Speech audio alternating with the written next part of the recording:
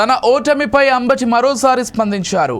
ఇంత ఘోరంగా ఓడిపోతారని అనుకోలేదని, 11 సీట్లు ఎందుకు వచ్చాయో అర్థం కాలేదన్నారు.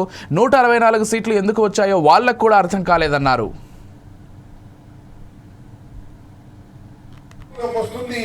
జగన్మోహన్ రెడ్డి గారు రెండోసారి ముఖ్యమంత్రిగా ప్రమాణ స్వీకారం చేస్తారని భావించాం.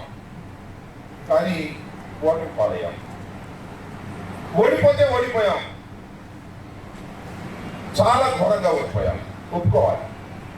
కేవలం 11 సీట్లు మాత్రమే గెలుచుకున్నాం. 164 సీట్లు వారు గెలుచుకున్నారు. మన ఎవరికి అర్థం కాదా? ఇంద్రే బాబు మనకు 11 వచ్చినాయని మనకు అర్థం కాదా? మనకు అర్థం కాకపోతే అర్థం కాబోయింది.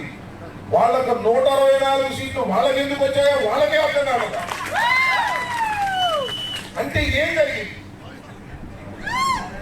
ఇద్దరు ముగ్గురు కలవడంతో బలం పెరిగిందా, లేక మనకు తెలియని వ్యతిరేకత ఏమైనా ఉన్నదా, లేక ఏమైనా మాయ జరిగిందా అనేటువంటి అనుమానాలు కోపంలుగా మన మనసులో ఉన్నాయి.